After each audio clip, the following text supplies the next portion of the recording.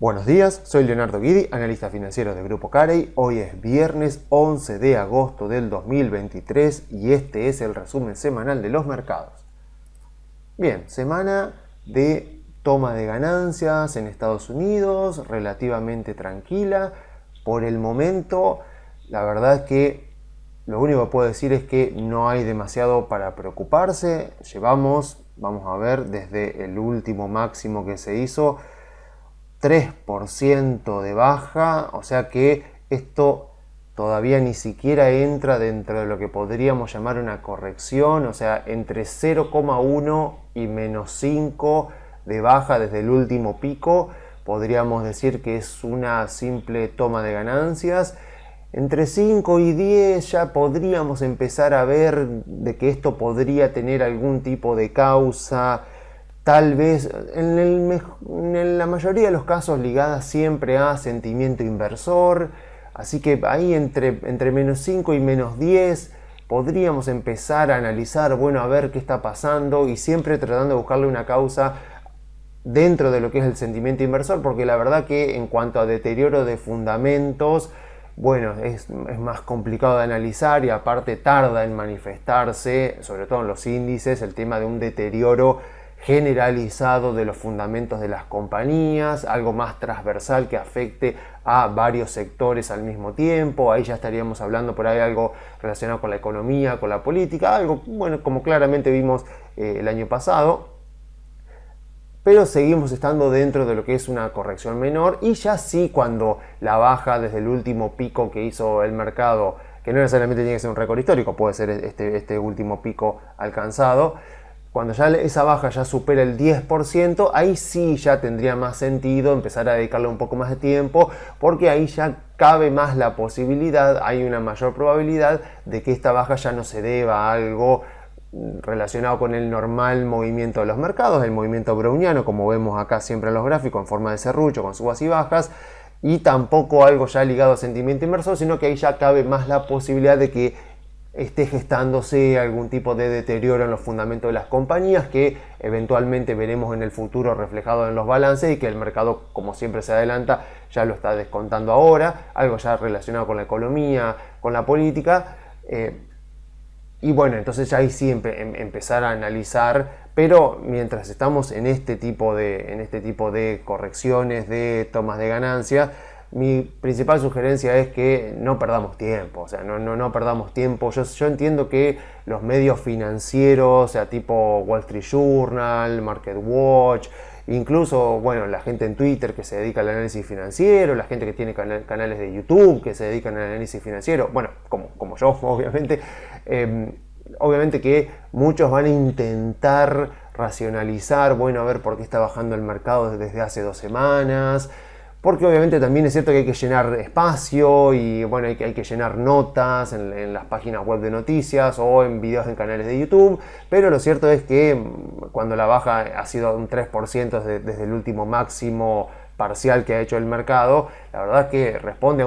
por ahora a un movimiento natural de los mercados, tal vez algo de sentimiento inversor, pero no mucho más. O sea, no perdamos el tiempo tratando de buscarle una explicación, porque obviamente los analistas van a tener que buscarle algún tipo de explicación. De hecho hay periodistas famosos, o sea, que han dedicado muchos años a lo que son artículos financieros y artículos de opinión y artículos de análisis de mercado, y ellos mismos han reconocido de que no siempre tenían algo para decir, pero que bueno, su trabajo era escribir tal vez un resumen de la jornada del mercado y algo tenían que poner, pero que la mayoría de las veces o muchas veces se encontraban con que no había una causa de por qué el mercado había subido o había bajado, y bueno, se limitaban a escribir. Me acuerdo una periodista puntual que era periodista durante toda la década anterior, creo que incluso ahora todavía lo sigue siendo, y ella explicaba que por ahí, bueno, si hablaba Obama lo ponía como eso,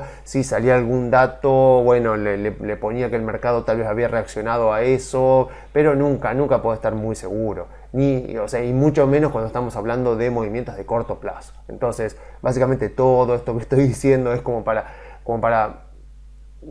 recomendar, aconsejar de que, bueno, que nos basemos principalmente en analizar compañías, en que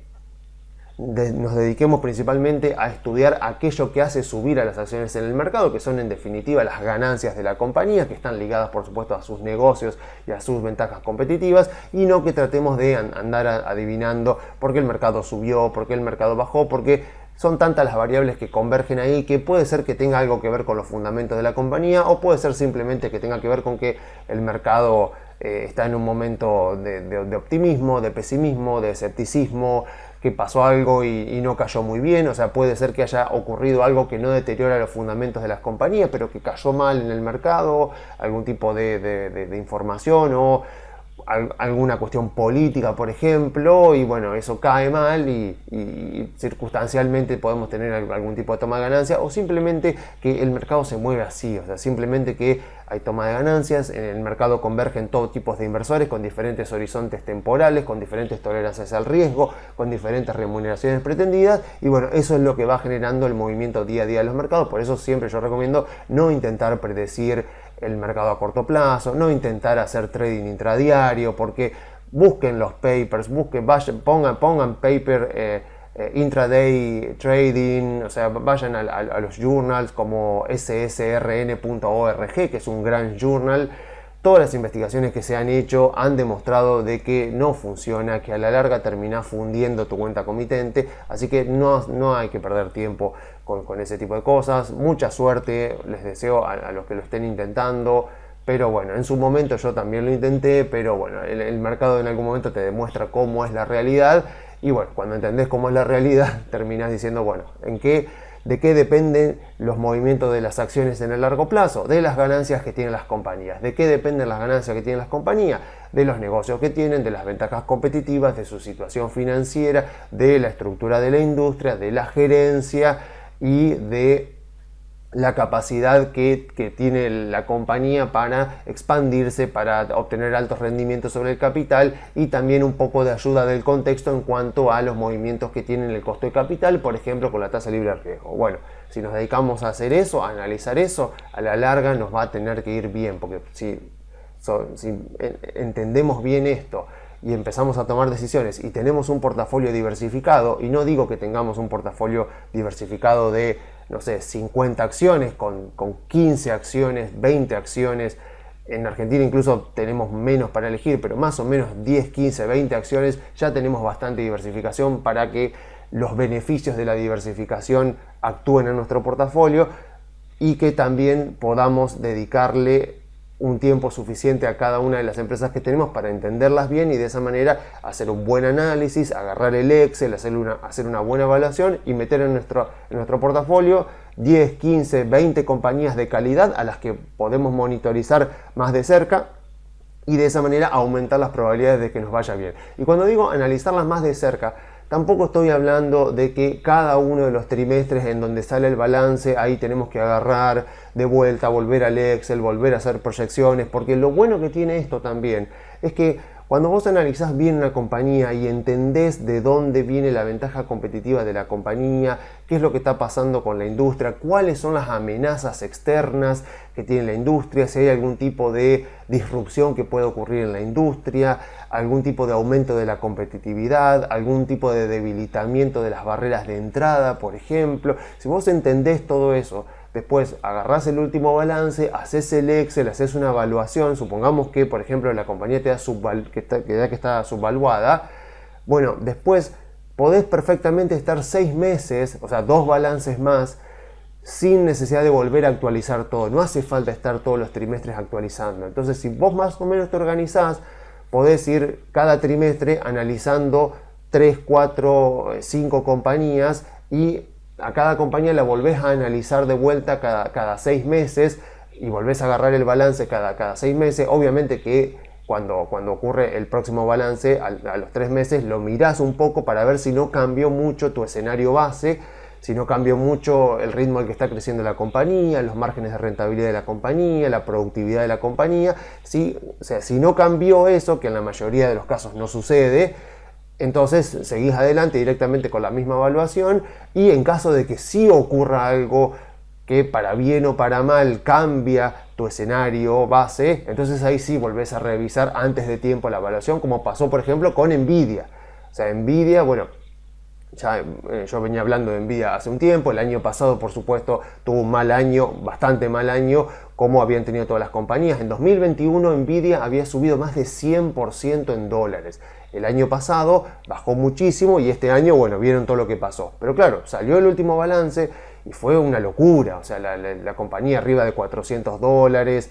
Bueno, siguió subiendo un poco, ahora está un poco más quedada. Pero, ¿qué es lo que pasó? Fue algo que sorprendió a todos, para muy bien a los que estaban invertidos en la compañía. Entonces, dado lo inesperado, dado este nuevo contexto favorable que enfrenta la compañía y la potencialidad de sobrevaluación con la euforia que había con respecto a esta empresa, con el último balance y con las proyecciones a futuros, entonces yo me vi obligado como a rever la evaluación de la compañía antes de tiempo, y esa fue la evaluación de Nvidia que vieron hace ya varios informes atrás, donde para mí la compañía había quedado un poco cara. Entonces, esa era la conclusión, como para después sugerir obviamente a los clientes, a aquellos que creían que también estaba sobrevalorada la compañía, para tomar ganancias, para pasarse a otras acciones como Tesla, por ejemplo, o Google, que yo las considero más subvaluadas en este momento, y tomar la ganancia para cerrar por lo menos esta inversión puntual en la compañía, dado que había cambiado el contexto actual de la compañía para bien, pero la evaluación, en mi opinión, había sobreexagerado. Con respecto a las otras compañías, no. Con respecto a las otras compañías, por ejemplo, con respecto a Tesla, con respecto a Google, yo ya he dicho en informes anteriores que Tesla por debajo de los 350 dólares me parece que sigue estando subvaluada, Google por debajo de los 200 dólares sigue estando subvaluada, y a pesar de que han salido ya los nuevos balances, no es necesario tampoco que los vaya a ver y que vuelva a hacer el Excel. Lo voy a hacer porque no puedo conmigo mismo, ¿no? Pero para una persona que por ahí no tiene tanto tiempo, que no se dedica a esto, no es necesario que lo vaya a hacer todos los trimestres. Entonces, con que lo haga 2 veces al año ya está bien, y con eso es suficiente, y uno ya tiene mucha información diferente a la que tiene tal vez el consenso del mercado, con la cual uno puede hacer una inversión más inteligente.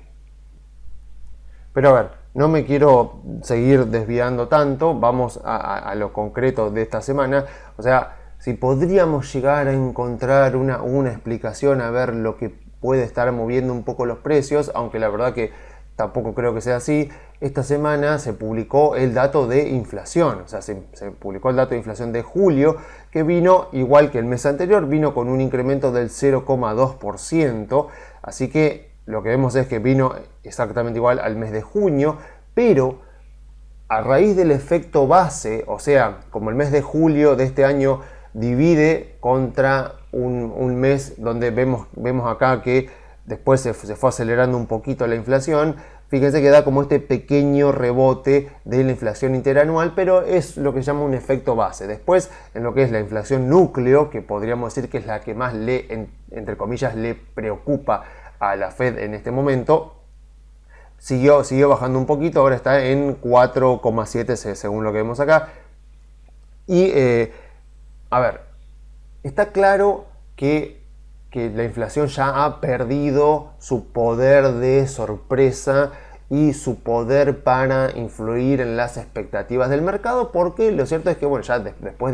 de varios meses, y aparte con la inflación total ya estando en un 3,2, que es más o menos el promedio histórico de Estados Unidos, bueno, lo cierto es que ya es muy difícil sostener la idea de que va a haber una reinflación y que bueno, que Estados Unidos va a volver a inflaciones de arriba del 5%. Entonces, bueno, ya esa narrativa ya no está. Entonces, como ven, bueno, se publicó el dato de inflación, que antes era un dato que podía llegar a generar bastante más volatilidad, y bueno, simplemente vimos esto, vimos un día que como que el mercado arrancó bien tomándolo bien, y después vemos que siguió esta toma de ganancias. O sea que lo que podríamos decir que tuvo un efecto bastante nulo en lo que es la expectativa del mercado. Es como que el dato, o sea, cuando ocurren estas cosas, lo que solemos decir es que el mercado ya tenía descontado esto. O sea, que es algo que ya en todo caso, si lo venía descontando, lo descontó acá en las subas anteriores, como diciendo, bueno, el mercado ya está ya está convencido de que lo peor de la inflación ya pasó, de que ya hemos vuelto al promedio histórico y que más o menos nos vamos a seguir manteniendo en esos rangos. Como le decía, acá lo importante entonces sería ver la tasa del bono del tesoro a 10 años, a ver qué es lo que está reflejando, porque si la tasa del bono del tesoro a 10 años se estaciona más o menos en la zona del 3,5 al 4%, como esa tasa debería reflejar el crecimiento nominal de la economía esperado por los inversores para los próximos 10 años, entonces si ya se estaciona en el 3,5 al 4, podríamos decir que el mercado está empezando a descontar que la inflación promedio se va a estabilizar tal vez no en el 2, sino tal vez en el 2,5 o más cerca del 3. Todavía es muy temprano para poder concluir, pero este dato, a pesar de que ya no parece estar moviendo los mercados, parece que los mercados ya han descontado que el régimen de inflación ha vuelto al promedio histórico y que se va a mantener ahí, para lo que sí nos sirve es para evaluar el sentimiento inversor, porque lo cierto es que no hay un índice, no hay una medida, un indicador, una variable que nos permita poder determinar así de manera inequívoca qué está pasando con el sentimiento inversor. Es algo que tenemos que aproximar desde diferentes facetas, algunas cualitativas, otras cuantitativas, como puede ser el índice del sentimiento del consumidor de la Universidad de Michigan, por ejemplo, o las tasas de los bonos, por ejemplo, o el mismo movimiento del mercado, a ver qué está pasando con el sentimiento inversor. Y en este caso, el dato de inflación, a pesar de que, como vemos, no afecta ya mucho a los precios de las acciones, lo que sí nos permite es ver el sentimiento inversor reflejado en las páginas web de noticias. O sea, siguiendo la reacción de los titulares de los medios, sobre todo los medios de noticias financieras, a los temores que actualmente imperan en el mercado, podemos ver ahí un poco, a ver cómo se está reflejando, o sea, cómo está evolucionando el consenso del mercado en cuanto al sentir del mercado de qué es lo que va a pasar, de qué es lo que está pasando. Y la verdad es que me llevé una grata sorpresa ayer cuando empecé a ver un poco, a ver qué estaban diciendo los medios más importantes, ¿no? Reuters, Bloomberg, Wall Street Journal, los mismos de siempre. Lo cierto es que bastante bien, o sea, obviamente sale el dato y el dato viene mejor de lo esperado, porque viene con una décima mejor que lo esperado. Entonces la pregunta que yo me hago, bueno, vamos a ver qué dicen las webs de noticias, a ver si hablan de lo bueno, hablan de lo malo, si dicen, uy, qué bueno, hemos vuelto al promedio histórico, ya lo peor ya transcurrió, o si dicen, y el dato vino bueno, pero miren que todavía están estas amenazas. O sea, ese tipo de narrativa nos ayuda mucho para ver si está empezando a imperar más el optimismo o si todavía continúa el escepticismo, porque la verdad es que ya pesimismo ya no estamos viendo. Y lo cierto es que estuvo bastante bien, digamos, los medios financieros hablaron un poco de esta reaceleración de la inflación, pequeña, pero bueno, una reaceleración de la inflación. Y obviamente que dicen que, si nos fijamos acá en el desglose, tuvo que ver principalmente con los precios de la energía, también un poco con el precio de la vivienda, pero en ambos casos me sorprendí para bien, porque en cuanto al precio de la energía, aclaran que puede ser por un tema de efecto base, por estar dividiendo. Ya saben que cuando se calcula el porcentaje de evolución del índice de inflación interanual, lo que se hace es se toma el índice de hoy, en realidad de julio sería,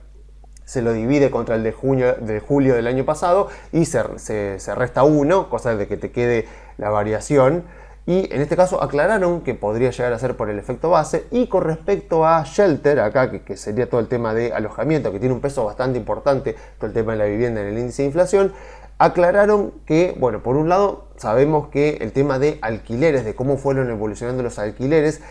no se hace a través de un relevamiento de datos, sino a través de una encuesta, con lo cual ahí ya hay cierta discrecionalidad. Y además aclararon que el tema de la vivienda siempre va un poco más rezagado. O sea, cuando estamos hablando de tanto para subir como para bajar, en este caso sería como para bajar, vemos que muchos de los precios ya han bajado bastante y el precio de la vivienda le cuesta un poco más bajar, tarda un poco más, tiene como un rezago. Entonces eso ya lo aclararon. Con lo cual, aunque yo no podría decir que tomaron el dato de manera optimista, porque la verdad es que no se ve un gran optimismo, digamos,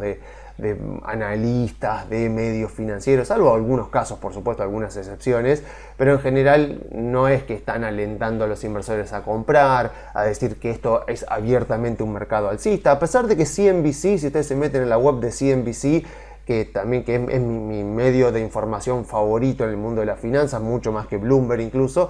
ellos ya sí hablan un poco más de mercado alcista, incluso muestran encuestas que están haciendo y dicen que la mayoría de los portfolio managers ya están hablando de un mercado alcista. A pesar de eso, yo no podría decir que el consenso es de un optimismo generalizado, pero obviamente ya no vemos el pesimismo y los presagiadores de desgracias que veíamos a principios del año. O sea, nos metíamos en las web de noticias en enero, febrero, marzo, abril, sobre todo después con todo el tema del Silicon Valley Bank, con toda la crisis ahí de los bancos regionales, y vos te metías en la web de noticias, las acciones subían, los balances venían bien, pero las web de noticias eran presagiadores de desgracia, como diciendo, no, bueno, pero sí, todo bien con los balances, pero no saben la que se viene. Bueno, ese tipo de cosas. La verdad es que si hay algo que va a provocarle a muchos inversores a lo largo de toda su carrera como inversores amateurs o como inversores profesionales, si hay algo que va a provocar que muchos pierdan grandes oportunidades de ganancia, es el pesimismo injustificado, el pesimismo excesivo, esta idea de cuando todo se aclare yo voy a comprar. Bueno, vas a comprar último de todo, vas a comprar caro y con las mayores probabilidades de perder. O sea, el pesimismo en los mercados es el gran hacedor de gente que termina perdiendo dinero, que siempre termina entrando tarde, el que provoca que mucha gente pierda grandes oportunidades en los mercados y que asuman mucho costo de oportunidad. Así que mucho cuidado con eso, sobre todo cuando uno tiene a disposición las herramientas para analizar una compañía, para poder hacer una evaluación uno mismo sin tener que pagar nada y poder hacer un flujo de fondos conservador, o sea, nada demasiado atrevido, ni osado, ni súper optimista, y de esa manera poder ponerle números a las expectativas que tiene uno con respecto a una compañía. Así que mucho más para decir con respecto a Estados Unidos no tengo. La verdad que para mí esto es una toma de ganancias. Veremos si se transforma en una corrección menor entre un 5 y un 10%, pero en todo caso me parece que en cuanto a empresas tecnológicas seguimos teniendo bastantes oportunidades de encontrar empresas que yo diría que están bastante subvaluadas en varios casos, en otros casos no. Bueno, como ya les comentaba de Nvidia, yo hice la evaluación de Amazon también hace un tiempo, me parece que ahí me genera ciertas dudas, no puedo decir esta empresa está cara, o sea, es muy difícil que uno diga esto está caro, o sea, cuando lo dije con respecto a Nvidia es porque, bueno, porque el optimismo inversor y la euforia que se vio en esa compañía, la verdad es que hacen muy difícil justificar la evaluación. Ojalá que yo me haya equivocado también y que aquellas personas que siguen compradas puedan también hacerse de una ganancia adicional. Si miran, por ejemplo, el canal de Damodaran, él también hizo una evaluación de Nvidia hace no mucho, un mes y pico. Para él también, incluso él la encontró más cara de lo que la encontré yo, pero aún así siempre, por supuesto, aclaró de que cada evaluación es siempre y en última instancia una opinión del analista, entonces por eso es que cada persona tiene que ir y hacer su propia evaluación con sus propias expectativas, porque justamente el portafolio es de uno y tiene que responder a las expectativas de uno. Así que para mí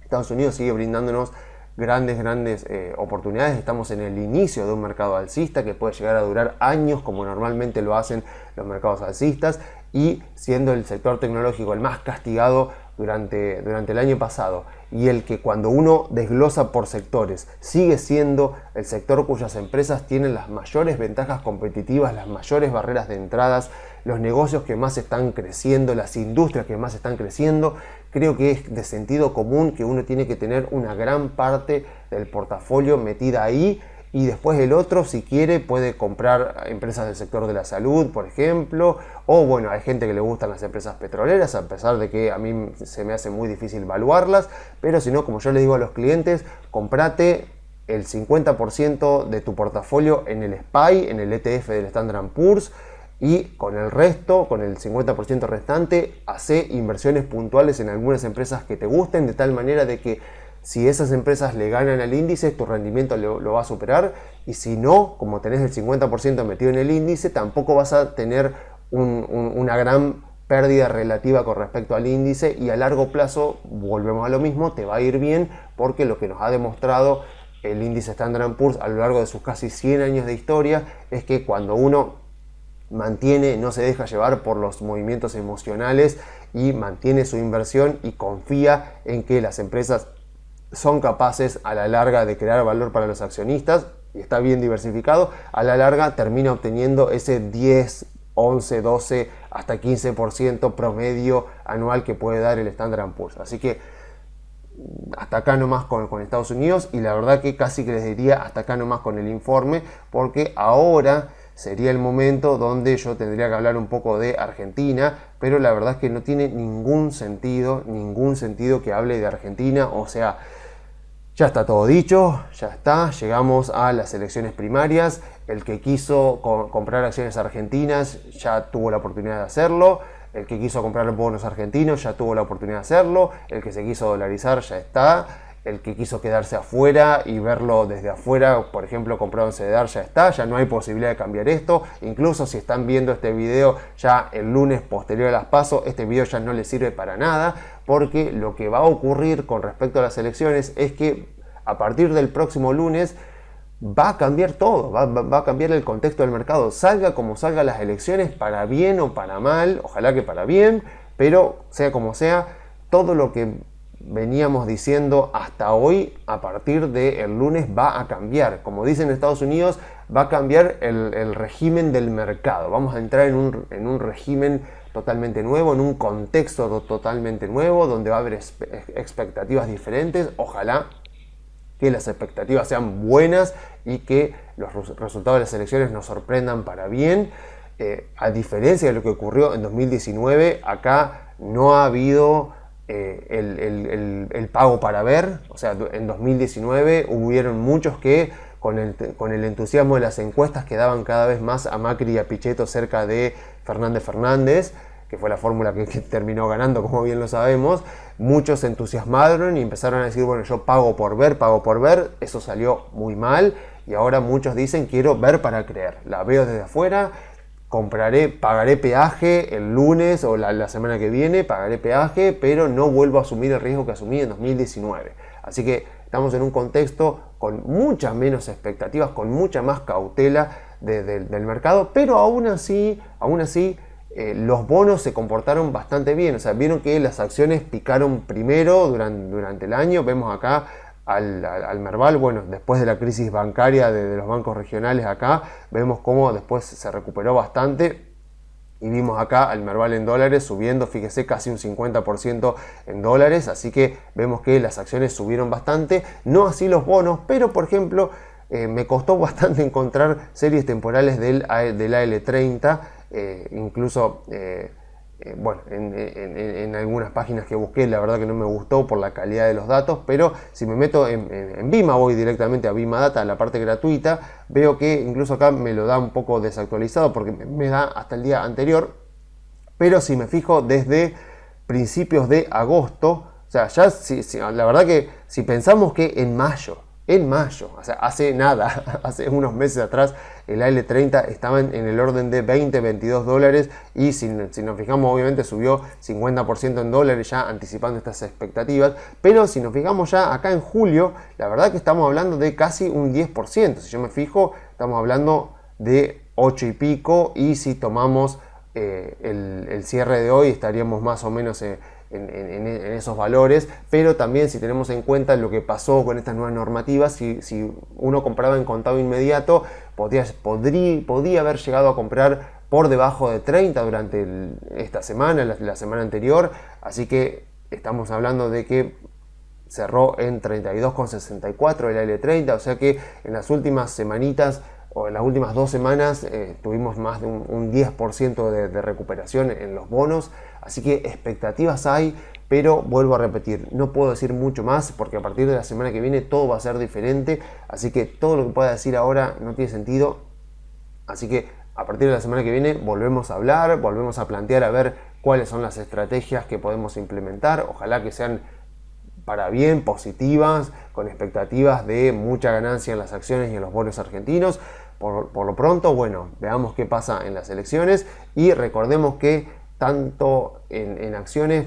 pero no tanto en acciones, pero sí en bonos, incluso en el peor escenario posible, que para el mercado sería que gane Massa, una persona que ha demostrado ser muy hostil con los mercados. Incluso en ese escenario, Massa tampoco es tonto y no le convendría defaultear un bono como el L30, como esta serie de bonos globales que pagan poco interés y que representan poca cantidad en relación al PBI, o sea, son bonos pagables, así que mantengamos la calma, vamos a ver qué pasa. Lo único que, bueno, lástima que en Argentina sea algo tan binario, ¿no? O sea, es algo que, bueno, nos pasa como país, así que vamos a ver, o sea, porque dependiendo del resultado de las elecciones puede pasar de todo. O sea, esta es una de las veces que uno, como analista de acciones argentinas, del mercado financiero en Argentina, dice, mira, puede pasar de todo y es tan complejo lo que puede pasar que la verdad es que no sé qué decisiones va a estar tomando Sergio Massa como ministro de Economía durante las próximas 2-3 semanas, porque va a depender absolutamente de lo que pase con el resultado de las elecciones. O sea, si Larreta y Bullrich sumados están arriba de 40 y supongamos que Massa está en el 30 o por debajo del 30, es muy probable que el Fondo Monetario, cuando Massa vaya a hablar con ellos ahora por el pago que tienen que hacerle, que el Fondo Monetario le empieza a hablar de manera diferente, porque el Fondo Monetario le puede decir, mirá, vos no vas a ser presidente, ya los resultados de las PASO ya lo marcaron, así que prefiero hablar con el que gane, con el que haya ganado la interna de Juntos por el Cambio, porque lo más probable es que esa persona sea el próximo presidente. Y bueno, ahí no sé si Massa tendrá que hacer algún tipo de ajuste del tipo de cambio oficial, yo no lo creo, lo va a intentar evitar a toda costa, porque hacer un ajuste, una devaluación del tipo de cambio oficial en este contexto ya implicaría directamente perder las elecciones y por mucho. Va a intentar hacer todo lo posible por evitarlo, pero lo cierto es que las reservas están en menos 10.000 millones, o sea, está claro que el gobierno está utilizando los encajes, o sea, los ahorros de las personas y las empresas para mantener el tipo de cambio, porque si no las cuentas no dan, es obvio que están utilizando los encajes. El tema es cuánto le queda para poder seguir sosteniendo esto, así que, pero de la misma manera, si Larreta y Bullrich sumados hacen una gran elección y generan mucha expectativa de que el que haya ganado la interna va a ser el próximo presidente, puede ser que el tipo de cambio se calme, como pasó en 2015, en el segundo semestre de 2015, cuando ya empezaba a haber expectativa de que Macri iba a ser el presidente, se calmó el tipo de cambio, mejoró la economía, mejoró la industria, mejoró la inversión, pero no tanto porque Cristina estaba como presidente, sino porque la expectativa era que Macri iba a venir como presidente. Entonces acá puede pasar algo de vuelta similar, si es que Juntos por el Cambio hace una muy buena elección. Así que como ven, es muy complejo, es imposible poder predecir lo que puede llegar a pasar porque es muy complejo y lo cierto es que las decisiones políticas se toman en base al contexto que esté viviendo el candidato, cuáles son sus intereses y qué es lo que puede hacer dentro de un mundo lleno de restricciones. Así que, de vuelta, no tiene sentido de que siga yo hablando de esto porque ya está, lo que pudimos hacer por nuestro portafolio para aprovechar las pasos, ya lo hicimos, ya se terminó el tiempo, así que bueno, veamos cómo nos va en las elecciones, veamos qué le pasa a nuestros portafolios después de las elecciones y a partir de ahí la semana que viene volvemos a hablar ya con un contexto completamente diferente al actual. Así que yo me despido dejándole las vías de comunicación, se pueden comunicar enviando un mail a info@grupocarey.com.ar o a contacto@grupocarey.com.ar.